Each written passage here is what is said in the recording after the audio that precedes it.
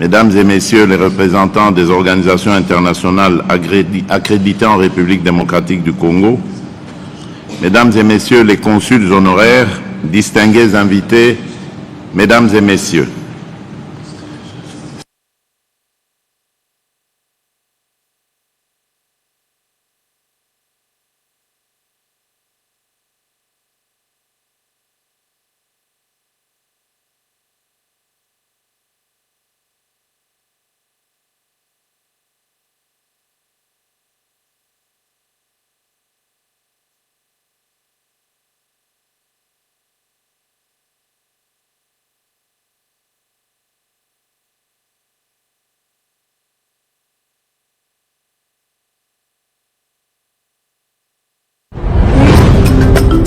Lutte au tribalisme. Protégeons notre diversité culturelle. Notre Congo, toujours liboqué. Bomoko.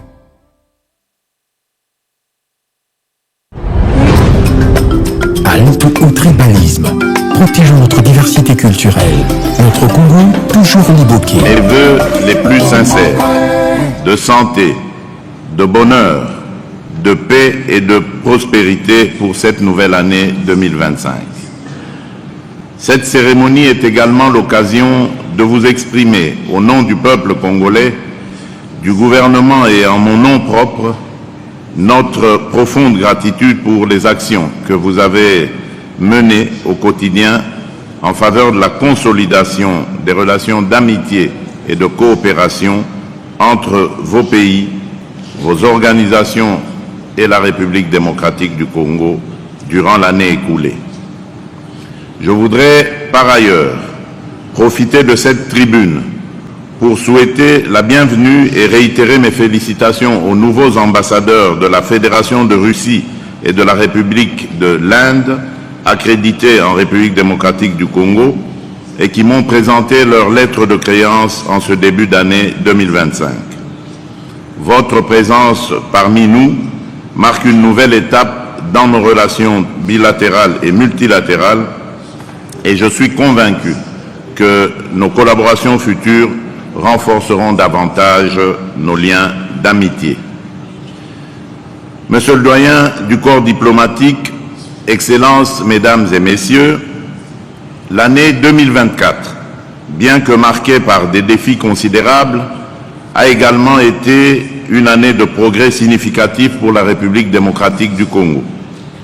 Ce fut une année où, face à l'adversité, nous avons choisi la résilience, l'action et la conviction. Aujourd'hui, je me tiens devant vous pour exposer nos priorités et réaffirmer avec fermeté nos attentes envers la communauté internationale face aux menaces persistantes qui pèsent sur notre nation et notre région. Excellences, Mesdames et Messieurs, 2024 avait débuté sous le signe de la confirmation de ma victoire et de celle de la coalition politique que j'ai conduite, l'Union sacrée de la nation, lors des élections générales de décembre 2023. Ce scrutin, libre et transparent, a permis au peuple congolais d'exprimer dans toute sa souveraineté sa confiance renouvelée en notre vision et notre projet de société. Cette confiance, je la considère comme un appel à ancrer durablement la justice, la paix et le développement au cœur de notre gouvernance. Fort de ce plébiscite populaire, j'ai eu l'honneur le 20 janvier 2024 de prêter serment pour un second mandat à la tête de notre nation. Ce moment chargé de sens témoignait de la vitalité démocratique de notre pays où la légitimité du pouvoir réside dans les urnes et où la séparation des pouvoirs entre les institutions garantit un équilibre indispensable à la gestion de la chose publique. En République démocratique du Congo, nous avons fait le choix irréversible de bannir la dictature et de construire une démocratie véritablement inclusive. Contrairement à d'autres pays où les élections s'apparentent à des répétitions d'un scénario préécrit, avec des adversaires soigneusement choisis d'avance pour garantir un résultat inchangé, le processus électoral congolais est un espace ouvert où chaque voix compte, où chaque citoyen peut concourir et où l'opposition a sa place. Ce modèle, certainement perfectible, représente aujourd'hui une source d'inspiration pour de nombreuses démocraties émergentes en Afrique et dans le monde. Les institutions issues de ce cycle électoral, toutes installées dans le strict respect de notre Constitution, sont désormais pleinement fonctionnelles et engagées dans la mise en œuvre de réformes destinées à renforcer la gouvernance, à promouvoir l'état de droit et à garantir la transparence dans la gestion de nos ressources publiques. La nomination de Madame Judith Suminwa Tuluka en tant que Première ministre, première femme à occuper ce poste dans l'histoire de notre pays, est une illustration claire de notre volonté de promouvoir l'inclusion et de renforcer la participation des femmes à la gestion des affaires publiques. Tous ces efforts symbolisent notre détermination collective à bâtir une république où les aspirations légitimes de chaque citoyen trouvent un écho dans les politiques publiques. Cette dynamique s'inscrit en faux contre toute forme de répression et d'autoritarisme et témoigne de notre engagement à promouvoir des valeurs de liberté, d'inclusion et de respect des droits humains. La République démocratique du Congo avance résolument vers la consolidation de l'état de droit, étant persuadée que sans justice, aucune paix durable ni aucun développement véritable ne peuvent être réalisés. Il s'y est de souligner que j'ai fait de la justice mon cheval de bataille, car c'est sur elle que reposent les fondements d'une nation émergente. S'agissant par ailleurs de l'épineuse question de la peine de mort, la République démocratique du Congo, en tant qu'État souverain, a clarifié les conditions strictes de son application, limitées uniquement au cas de terrorisme et de trahison au sein de l'armée. Cependant, il est important de souligner qu'à ce jour, aucune exécution n'a été menée, témoignant de notre engagement à faire évoluer cette question dans un cadre réfléchi et respectueux des droits fondamentaux. La justice congolaise doit refléter notre souveraineté, notre dignité et notre vision d'une nation forte où l'impunité et l'indiscipline n'auront plus de place. C'est par la justice que nous renforcerons l'autorité de l'État et gagnerons la confiance de nos concitoyens et de nos partenaires. Monsieur le doyen du corps diplomatique, Excellences, Mesdames et Messieurs, en ce début d'année, alors que nous renouvelons nos vœux de paix et de prospérité pour nos nations respectives, je me dois de vous entretenir des défis cruciaux auxquels la République démocratique du Congo fait face, au premier rang desquels se trouve la sécurité de nos populations. L'an dernier, à la même période, nous nourrissions l'espoir d'un retour à la paix pour nos compatriotes des provinces de l'Est, éprouvés par des décennies de conflits armés. Dans cet esprit, mon pays s'était pleinement engagé dans la mise en œuvre de la feuille de route du processus de Luanda. Ce cadre de dialogue, conçu pour restaurer la confiance entre la République démocratique du Congo et le Rwanda, visant à désamorcer la crise sécuritaire et à prévenir une escalade régionale. Cependant, en dépit de notre bonne foi et de notre volonté inébranlable de privilégier la voie diplomatique, la situation sécuritaire à l'Est s'est gravement détériorée. Des groupes armés, notamment le M23, soutenus directement par le Rwanda, continuent de semer la terreur dans les provinces du Nord Kivu, du Sud Kivu et de l'Ituri, forçant des millions de personnes à fuir leur foyer pour s'entasser dans des camps de réfugiés. Le rapport accablant des experts des Nations Unies, publié en décembre 2024, a confirmé ce que nous dénonçons depuis des années. Il établit, preuve à l'appui, la présence de milliers de soldats rwandais sur notre territoire, leur soutien politique, logistique et militaire au M23, ainsi que leur implication dans l'exploitation illégale de nos ressources naturelles. Ces actes, qui constituent une violation flagrante de notre souveraineté, ont des conséquences humanitaires désastreuses. En 2024, plus de 650 civils ont été tués dans des attaques perpétrées par des groupes armés soutenus par le Rwanda. Des milliers d'autres ont été blessés ou portés disparus. La crise des déplacés internes s'est aggravée avec plus de 6 millions de personnes contraintes de quitter leur foyer et vivant dans des conditions précaires dans des camps surpeuplés. Dans les zones sous contrôle du M23, des administrations parallèles, à la fois administratives et coutumières, ont été instaurées de manière illégitime, imposant un régime répressif qui exploite les populations locales et sape gravement l'autorité de l'État. Ces pratiques inacceptables constituent bien plus qu'une tentative de légitimer l'illégalité. Elles s'inscrivent dans une stratégie délibérée visant à affaiblir notre nation tout en mettant en place un système dangereux d'épuration ethnique aux conséquences humaines et sociales désastreuses. Grâce à la médiation du président angolais, son Excellence M. João Lourenço, un cessez-le-feu avait été conclu dans le cadre du processus de Luanda et devait entrer en vigueur début août. La République démocratique du Congo s'y était engagée de manière sincère, espérant qu'il marquerait le début d'une paix durable. Mais, à notre grand regret, cet accord a été maintes fois violé par le Rwanda, qui, par le biais du groupe terroriste M23, continue impunément d'attenter à notre souveraineté nationale.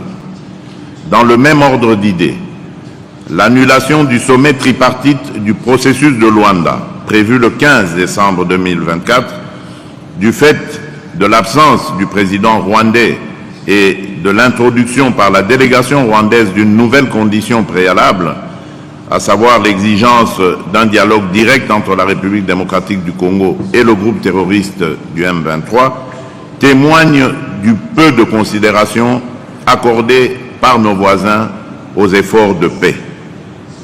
Exiger un dialogue direct avec un groupe terroriste revient à légitimer des agissements qui violent nos lois et principes fondamentaux. Excellences, Mesdames et Messieurs, nous avons pris note des condamnations émises par certains de nos partenaires à l'encontre du Rwanda pour son rôle dans la déstabilisation de l'Est de notre pays. Ces prises de position, bien qu'importantes, restent insuffisantes face à la gravité des actes commis et à leurs conséquences humanitaires désastreuses. Les preuves accablantes présentées dans le rapport des experts des Nations Unies ne laissent aucune place au doute. Des sanctions concrètes et immédiates doivent être adoptées pour mettre fin à cette agression et prévenir une escalade régionale. Mais ces engagements ne suffisent pas. Nous attendons de la communauté internationale bien plus qu'un discours de solidarité.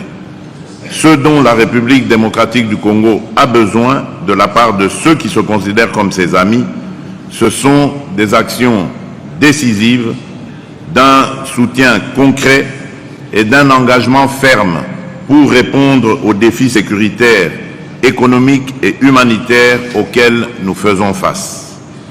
La République démocratique du Congo ne demande pas de l'aide. Elle exige une solidarité juste et équitable, fondée sur le respect de sa souveraineté, de son intégrité territoriale et de ses droits fondamentaux. Ce soutien n'est pas une faveur, C'est une responsabilité collective dans la préservation de la paix et de la sécurité internationale. La communauté internationale doit maintenant transformer ces déclarations en actions tangibles et dissuasives. Des sanctions ciblées contre le Rwanda, ses responsables militaires et politiques impliqués dans ces exactions, ainsi que leurs réseaux financiers sont impératives. Il est temps que les principes de responsabilité et de justice prévalent.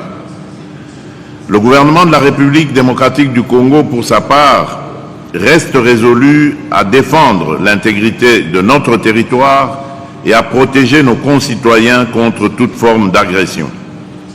Nous continuons à renforcer les capacités opérationnelles de nos forces armées pour éradiquer tous les groupes armés responsables de ces violences. Toutefois, notre détermination à ramener la paix et la stabilité dans l'Est de notre pays ne se limite pas aux mesures militaires ou aux initiatives de désarmement. Nous sommes convaincus que la lutte contre les conflits armés passe également par une stratégie intégrée de développement, de justice sociale et de gouvernance inclusive.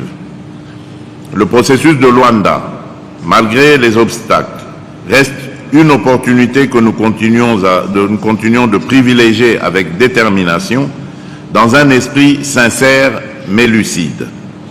Notre engagement dans ce cadre a toujours reposé sur la volonté sincère de résoudre pacifiquement la crise qui oppose la République démocratique du Congo au Rwanda. Cependant, les provocations continues de Kigali, ses violations répétées des accords et son soutien actif au M23, disons-le clairement, compromettent la crédibilité de ce processus. Mais permettez-moi d'être parfaitement clair. La République démocratique du Congo ne se soumettra jamais aux pressions d'acteurs extérieurs tentant d'imposer des conditions contraires à nos intérêts et à notre souveraineté. Nous ne cesserons de réaffirmer notre position. Le dialogue avec un groupe terroriste comme le M23 est une ligne rouge que nous ne franchirons jamais. Toute tentative de normaliser ou de légitimer ces criminels constitue une insulte à la mémoire des victimes et un affront aux principes fondamentaux du droit international. Dans ce contexte, je salue le rôle crucial joué par la mission de la Communauté de développement d'Afrique australe, la SADC, en République démocratique du Congo par la SAMI DRC. Le renouvellement de son mandat en 2024 a été un signal fort de solidarité régionale face à la menace posée par les groupes armés. La SAMI DRC, par son appui aux forces de la République démocratique du Congo, continue de jouer un rôle essentiel dans la stabilisation des provinces affectées. Ce partenariat, fondé sur la confiance et le respect mutuel, est un exemple concret de l'efficacité de la coopération régionale pour faire face aux défis sécuritaires. Nous devons cependant aller au-delà de ces efforts. La lutte contre les groupes armés ne peut être pleinement efficace sans s'attaquer aux racines économiques des conflits. L'exploitation illégale de nos ressources naturelles, en particulier les minerais stratégiques tels que le coltan et l'or, alimente ces violences et profite à des réseaux criminels transnationaux. En 2024, nous avons intensifié nos efforts pour renforcer la traçabilité de nos minerais avec le soutien de partenaires internationaux. Nous avons également entamé des discussions pour la mise en œuvre de mécanismes de transparence et de certification pour garantir que les richesses de notre pays bénéficient aux Congolais et non à des acteurs extérieurs. Ces initiatives, bien que prometteuses, nécessitent un engagement global pour tarir les sources de financement des groupes armés et renforcer la gouvernance dans le secteur des ressources naturelles. Excellences, Mesdames et Messieurs, dans un autre registre, Nos efforts pour renforcer l'autorité de l'État et garantir la sécurité de nos citoyens se poursuivent avec une détermination sans faille. Dans ce contexte, la mise en œuvre du plan de désengagement progressif de la MONUSCO représente une étape essentielle. Ce processus, mené en concertation avec les Nations Unies et conformément à la résolution 2666 du Conseil de sécurité, est une réponse à la volonté légitime de notre peuple de voir l'État congolais assumer pleinement ses responsabilités en matière de sécurité et de gouvernance. Nous avons entamé ce désengagement de manière ordonnée dans la province du Sud Kivu, en mettant en place des mécanismes pour éviter tout vide sécuritaire. Ce retrait progressif est accompagné d'un renforcement significatif des capacités de nos forces armées et de nos forces de sécurité qui ont démontré leur engagement à protéger notre territoire et nos populations. Cependant, je tiens à souligner que ce processus ne pourra réussir que si la communauté internationale reste mobilisée pour appuyer les efforts de stabilisation et répondre aux causes profondes des conflits qui ravagent certaines parties de notre pays. Dans cette optique, nous avons renforcé l'action du Plan national de désarmement, démobilisation, relèvement communautaire et stabilisation, le PDDRCS. Ce programme, fondamental pour la réintégration des anciens combattants dans la vie civile, vise à offrir une alternative durable aux jeunes enrôlés dans les groupes armés. Il contribue à briser le cycle de la violence en créant des opportunités économiques et sociales pour les populations les plus vulnérables. Le PDDRCS ne se limite pas à la démobilisation des combattants. Il s'inscrit dans une vision plus large de stabilisation des zones affectées par les conflits. À travers des initiatives de relèvement communautaire, nous œuvrons pour restaurer l'autorité de l'État, reconstruire les infrastructures de base et offrir aux populations locales les services essentiels dont elles ont été privées pendant des années. Cette démarche, bien que complexe, est essentielle pour poser les bases d'une paix durable et pour rétablir la confiance entre l'État et ses citoyens. Monsieur le doyen du corps diplomatique, Excellences, Mesdames et Messieurs, la République démocratique du Congo, forte de son histoire, de sa souveraineté et de son rôle central en Afrique, demeure profondément attachée au multilatéralisme. Nous savons que les grands défis de notre époque, qu'il s'agisse de la paix, de la sécurité ou de la justice mondiale, ne peuvent être surmontés qu'à travers une coopération internationale fondée sur l'équité, le respect mutuel et la solidarité. En 2024, notre pays a démontré sa capacité à jouer un rôle de premier plan sur la scène internationale. Au sein du Conseil de paix et de sécurité de l'Union africaine, nous avons travaillé avec détermination pour répondre aux crises régionales en défendant une approche africaine aux enjeux de paix et de sécurité. Nous avons agi avec responsabilité et conviction, non seulement pour défendre les intérêts de notre continent, mais aussi pour affirmer l'urgence de solutions africaines face aux défis africains. Notre engagement s'est également illustré par le rôle médiateur qui a été confié à la République démocratique du Congo par la Communauté économique des États d'Afrique centrale, la CEEAC, dans la transition politique en République du Tchad. Ce mandat que nous avons assumé avec honneur et responsabilité reflète la confiance de nos pairs dans notre capacité à promouvoir le dialogue et à soutenir des processus inclusifs et apaisés. À travers cette médiation, nous avons œuvré pour instaurer un climat de confiance entre les parties prenantes et pour poser les bases d'une transition politique stable et durable, essentielle pour la paix et la sécurité en Afrique centrale. Ce rôle de médiateur sous l'égide de la Communauté économique des États d'Afrique centrale, illustre également la volonté de la République démocratique du Congo de renforcer les mécanismes régionaux de gestion des crises et de contribuer activement à la stabilité du continent.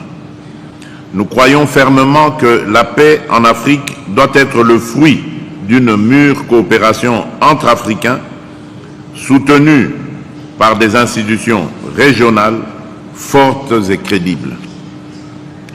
Parallèlement, notre siège au Conseil des droits de l'homme des Nations Unies nous a permis de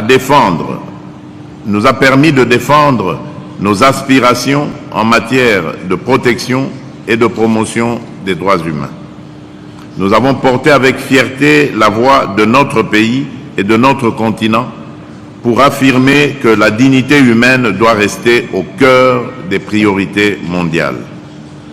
Aujourd'hui, nous sommes honorés que notre candidature pour un siège non permanent au Conseil de sécurité des Nations Unies pour la période 2026-2027 soit portée par l'Union africaine. Ce soutien témoigne de la confiance de nos pairs africains en notre capacité à représenter non seulement les intérêts de la République démocratique du Congo, mais aussi ceux de tout le continent dans les discussions sur la paix et la sécurité mondiale. Cette candidature est bien plus qu'une ambition nationale. Elle est le reflet des aspirations légitimes de l'Afrique à jouer un rôle central dans la gouvernance mondiale.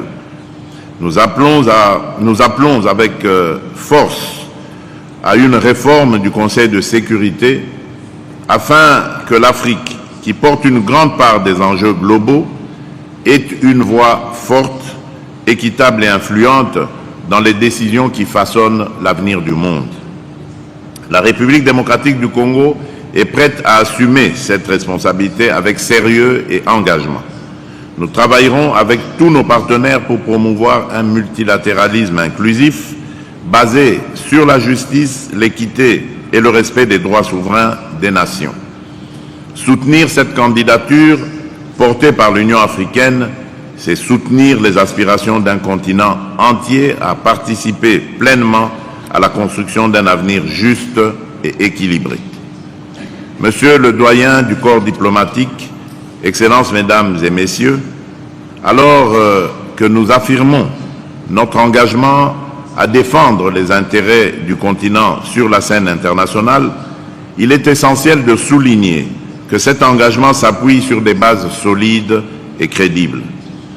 La capacité de la République démocratique du Congo à jouer un rôle actif dans les grandes instances mondiales repose également sur les avancées significatives réalisées sur le plan économique et social, renforçant notre position en tant que partenaire fiable et acteur clé du développement régional et mondial.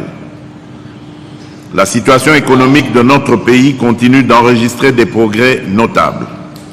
Nous venons de conclure un accord historique avec le Fonds monétaire international mobilisant 2,9 milliards de dollars pour soutenir notre programme ambitieux de réformes économiques et sociales. Cet accord, renforcé par des financements additionnels dans le cadre de la Facilité pour la résilience et la durabilité, traduit la confiance renouvelée de la communauté internationale envers notre gestion rigoureuse et transparente des finances publiques. Ces ressources vont permettre de financer des projets prioritaires, notamment dans les infrastructures, l'agriculture, l'énergie et les services sociaux, tout en soutenant des mesures structurelles visant à diversifier notre économie, à stimuler les investissements et à promouvoir la transformation locale de nos ressources naturelles. La question de la gouvernance et de l'environnement des affaires demeure essentielle et vitale, et j'ai déjà engagé le gouvernement à y travailler âprement pour que ces projets ne souffrent pas d'inexécution et ou du non-aboutissement. Excellences, Mesdames et Messieurs, lors de la COP 29 à Bakou, le monde espérait des décisions audacieuses pour mobiliser des moyens financiers significatifs en faveur de l'action climatique. Ces engagements étaient essentiels pour soutenir les nombreux pays vulnérables, frappés de plein fouet par la crise climatique et accablés par le poids d'une dette économique écrasante. Hélas, force est de constater que nous avons collectivement manqué l'occasion de faire de cette COP la réussite qu'elle aurait dû être face à l'urgence climatique. Les résultats obtenus sont loin de répondre à la gravité de la situation et aux attentes des citoyens du monde qui ne cessent d'exhorter la communauté internationale à assumer ses responsabilités. Il est impératif, lors des prochaines échéances internationales, de hisser notre ambition à la hauteur des défis. Face à cette urgence, la République démocratique du Congo se positionne résolument comme un pays solution à l'avant-garde de la lutte contre le changement climatique. Nous réaffirmons notre détermination à jouer un rôle de premier plan pour impulser un véritable changement et promouvoir des solutions durables au service de la planète et des générations futures. La République démocratique du Congo, en tant que deuxième poumon écologique de la planète, grâce aux forêts du bassin du Congo, joue un rôle central dans la lutte mondiale contre le changement climatique. Nous assumons cette responsabilité avec sérieux, mais rappelons qu'elle doit être partagée de manière juste et équitable. C'est tout à la fois une question d'efficacité et de justice. Nous affirmons avec conviction que les efforts de préservation de l'environnement ne doivent pas se faire au détriment du développement de nos populations.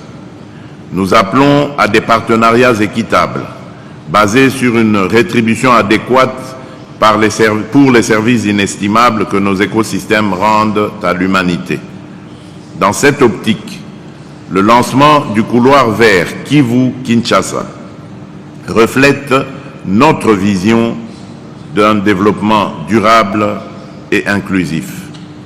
Ce projet, couvrant plusieurs provinces, transforme les zones affectées par les conflits en pôles de croissance économique et de préservation environnementale.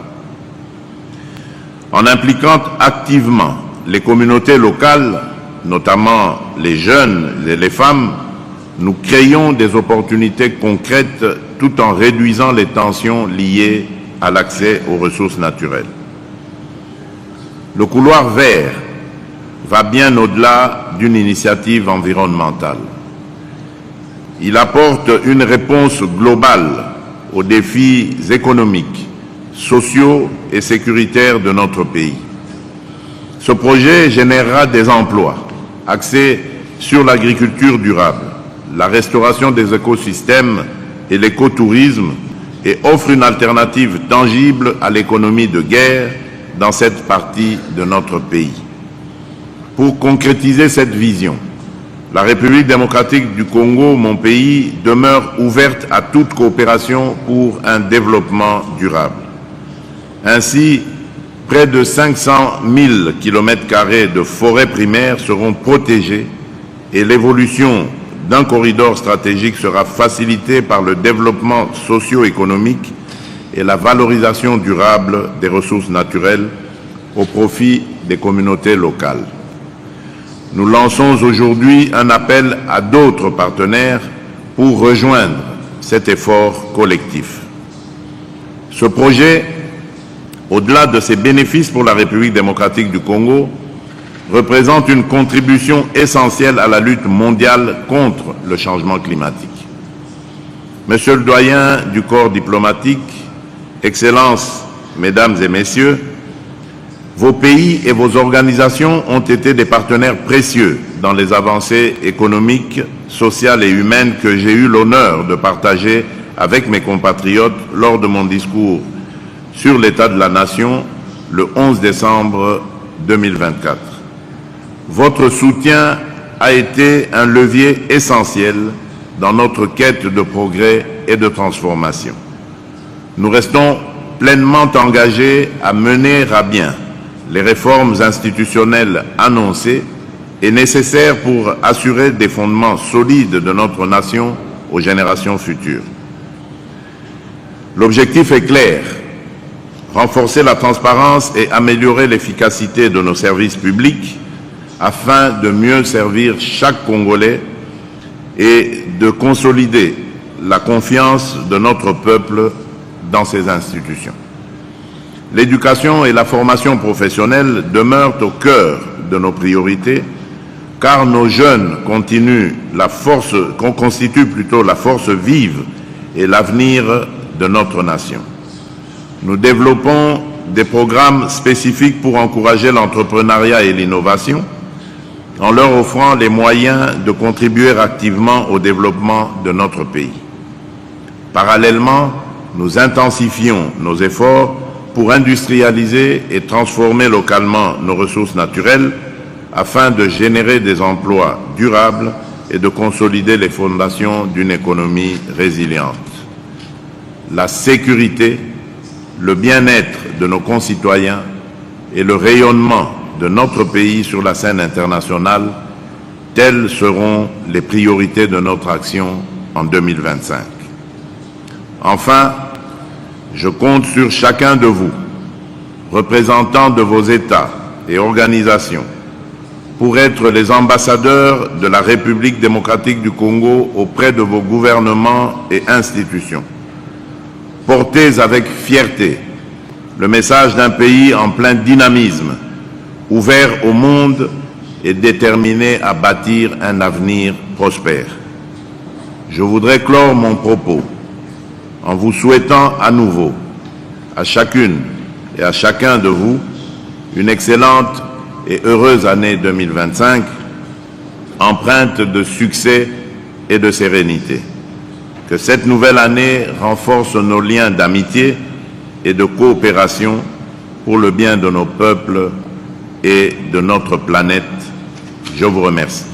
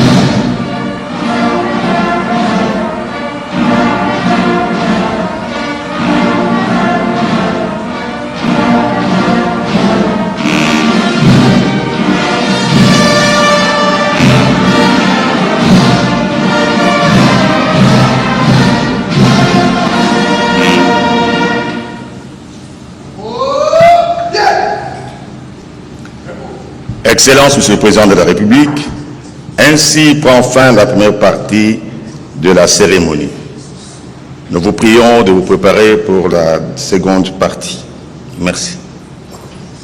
Donc cette première partie de cette cérémonie, cette traditionnelle cérémonie d'échange de vœux entre le président de la République, chef de l'État, Félix-Antoine Tshisekedi Tshilombo, et les membres du corps diplomatique accrédité en République démocratique du Congo vient de se terminer. Le chef de l'État qui salue la première ministre ainsi que quelques membres du gouvernement ici dans la salle des congrès du palais de la nation. Félix Antoine Tshisekedi Tshilombo a dans son discours, outre la présentation des vœux aux membres du corps diplomatique, aux ambassadeurs en poste à Kinshasa, le chef de l'État qui est en train de les saluer justement, il est revenu sur les priorités de son action à la tête du pays. Il a rappelé la priorité des priorités, c'est le retour de la paix dans l'Est du pays. Et voilà, la situation sécuritaire s'est détériorée sur le terrain. Giscard Koussema, le chef de l'État, va aller de l'autre côté, n'est-ce pas, où je ne sais pas si ça va être réédité encore cette année, pour saluer par une chaude poignée de main, un à un, les ambassadeurs accrédités en RDC, et cela sera sanctionné par une photo de famille. Nous allons donc décortiquer le discours, l'adresse du président de la République au cours de cette cérémonie de présentation